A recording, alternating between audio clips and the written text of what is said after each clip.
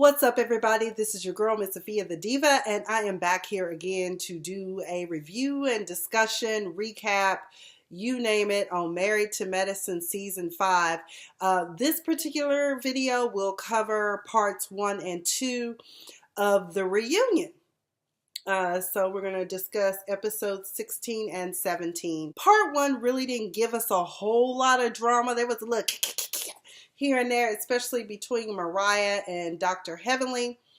Many have already noted it. I noted it with my Twitter followers that Quad's outfit, we've seen it twice for sure on reality shows, maybe even 3 times, because I know Nene wore a jumpsuit like that. Lovely Mimi on the Love and Hip Hop reunion wore a jumpsuit like that. And I want to say Yancy did too at one point, but I could be wrong. But I'll tell you who slayed to me. Personally, I feel like, of course, my soror, Dr. Jackie, she was serving us something very nice and classy yet simple. Who I really, really love, though, was Dr. Contessa. And I know some people are like, what the hell did she have? No, it was cute. I mean, it's couture. It was very nice. I love the bundles, the lace wig that she had. It was awesome. I tried to captivate some of that in my little review, but of course, mine ain't that great, but okay, whatever. As a matter of fact, I need to find my actual wig that's like that. But I thought Dr. Contessa slayed. Everyone else, I like Toya's look. I enjoyed Toya's look. Mariah, we kind of expect that from her. Dr. Simone, the hair. And when Andy asked her, did she blow in from the North House or the South House? I said that's it. She was going for Glenda the Good Witch on the Wiz or whatever. I hated it. I'm sorry. I just did. Quad's look, I hated it. I don't think it was appropriate for her body. But, you know, hey, everybody's got their something. But I do think that Toya Contessa and Dr. Jackie slayed. Quite frankly, that's just my opinion. When we get into it, you know, they kind of talk about the kids, and there, of course, was a discussion about the comment that Miles, or is it Michael? Dr. Simone's son made about the fact that he wanted his women to be vanilla like that yogurt. And Andy asked, was anyone else offended? And of course, all the ladies except for Dr. Contessa, who of course we know is new to this whole setting, you know, she was still offended. I think a lot of viewers were offended, but everyone was saying that he was just joking. And now if you kind of put it into context that way, yeah, he probably was trying to get under his mama's skin, which thus means he's probably just a little Cecil Jr. They were talking about women trapping men. Dr. Heavenly admitted on the low that she trapped Dr. Damon, which is why later on I kind of noticed some of Dr. Damon's facial expressions during this reunion. And I'm not going to speak ill per se. These are just observations because I actually do like Dr. Heavenly. And Mariah, I'm sorry, she does kind of help move the show along. You know, she's one of those nicey people, because I would take her any day over having, let's say, a Kenya Moore type on the show. But when they were asking her about, you know, if he brought home Melania Trump, basically Heavenly was like, y'all can take that shit. No, he can date whoever he wants, but please don't bring home one of them Trump people, okay? But her Dr. Heavenly's facial expressions are epic. And I caught Mariah's facial expressions when Andy went down the row and asked the people, you know, what's it like? What do your patients have to say about you putting your life out there? It just, you know, Mariah seemed to be upset by the fact that people actually like Dr. Heavenly. I mean, Mariah, you serve us class and a little bit of sass, but you really haven't been on the show from what I understand. Like I said, I only watched season 1 and now I'm watching season 5. I've always kind of been on the peripheral watching the show.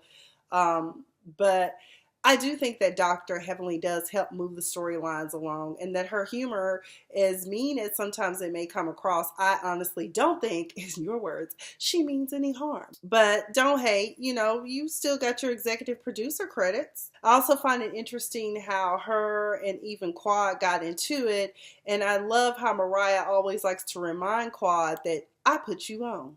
Okay, I guess she's never going to stop beating that dead horse.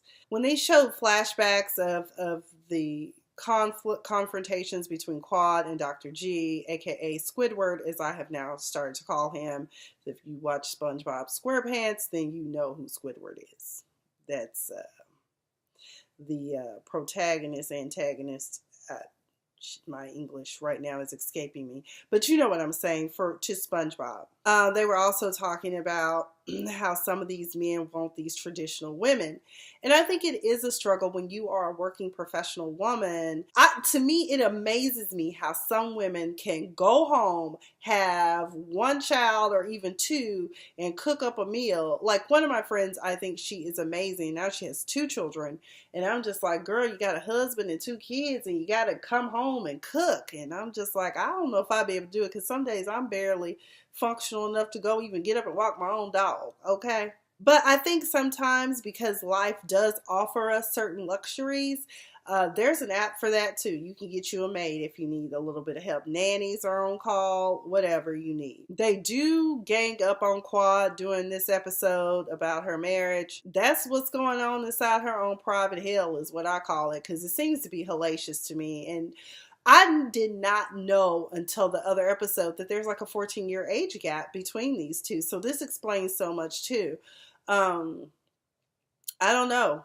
I don't know. But I mean, if she doesn't want to have a child with Dr. G, I personally think that the door is closed to this marriage, and that they should just move on, split the assets however they see fit. I missed a lot this season, but I did not know that Dr. Contessa had so many problems with her nanny, and ultimately she ended up having to let her nanny go because Miss Renee came off as disrespectful. She calls her the black doctor bitch. I think that's a little bit harsh, but we also found that Contessa had certain feelings towards the group, as in everyone thinks they're bad and bougie when some of them come from humble beginnings. The group did try to say that that's not true, that they aren't mean girls, but some of y'all do kind of forget where you came from. Some of y'all do come off that way.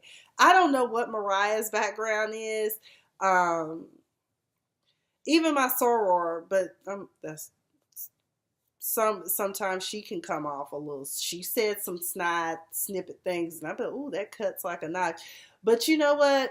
I think all of us can concede to the fact that at times we have let our thoughts spill out off of our tongue and put it out there into the universe. So it happens. They were talking about Toya and Dr. Eugene's sex life, and she says she's a freak level 10. We later on find out that Dr.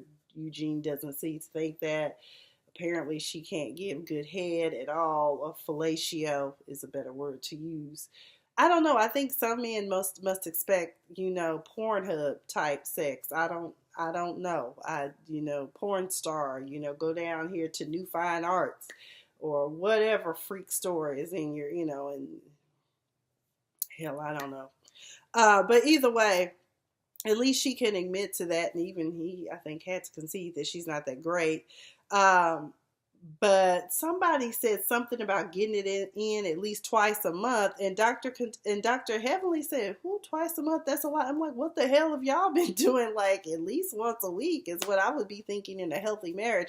But then again, with busy lives, maybe sex isn't all that important. They talked about in the black party and how Dr. Contessa was wrong, but I'm sorry, that's just common sense. You just got out of debt. Why are you throwing a big party? But like I said in the previous video, Bravo probably footed the bill for that. There was also discussion of the fact that Dr. Heavenly has been known to make comments about Toya's big fat ass. I personally don't think it's fat shaming. I just think that it's hating. Not everybody got an ass like Toya. Toya, I am far from being a lesbian, but honey, you fine as hell. Okay, you got the thick in the thigh. You got a nice ass. Own that shit. You don't need no diets. You don't need nothing. You don't need no lipo. Love yourself, black woman, okay? Because that's how we're built, okay? There was a time when I didn't like my body shape, but now I see women out here paying thousands of dollars to get the exact shape that I have. You know, wide hips, big butt.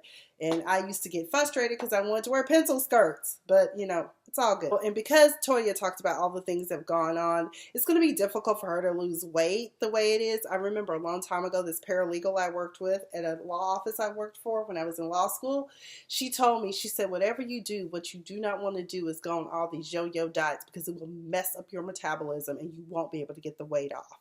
So just be careful with that. I don't know what Mariah was talking about, but at one point, Quad was giving her serious side eye, and I think it was because coming from the way that Mariah goes on and on about how she's put everybody on because she wants everyone to know that she is the queen bee. At one point, they go on break because it got heated on stage, and Mariah got upset. I guess her and Dr. Heavenly and Quad all ended up into it. I can't remember because I haven't seen it in a while.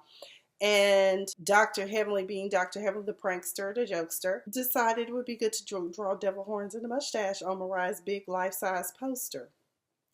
First of all, don't nobody else have a life-size poster out there. You put it out there, you kind of have to wonder, would somebody do that? And Dr. Heavenly did. She was mad.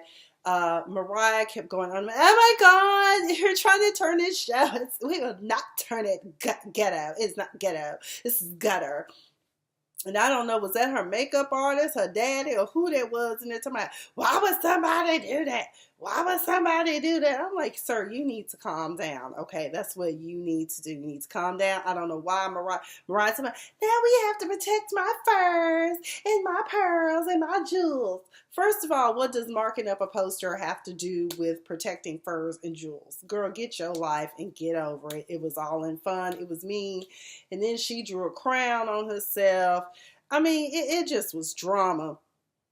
But basically, Dr. Jackie made the best recommendation. One of the best medications you can get to calm yourself the fuck down is to get you a hold of some Ativan, okay? So that's all I've got. Like I said, part one wasn't really all that great. As a matter of fact, I was going to make this a double video, but I'm just going to go ahead and just cut it off right here about reunion part one. And then I will meet you guys back for part two here in the next few. All right. So thank you guys for joining. Again, be sure to subscribe to this channel. Be sure to thumbs it up. Comment if you want to discuss. Like I said, part one, there really wasn't too much drama. It's pretty basic. Basically leading up, the last two have been very dramatic. But subscribe to my channel. Share this video. Let your friends know about this channel. And I'll be back shortly. Again, I do apologize. There's a lot going on. And I probably will end up writing a book about this latest thing that's been going on in my life this past, pretty much since September 2016, things have been out of sorts for me. So, but God is good. God is good. But anyways, let's not make this video about me, but let's continue to talk about being married to medicine. And yeah, meet you back for part two of Married to Medicine, Season 5 reunion. I've been Miss Sophia the Diva, and you've been all that.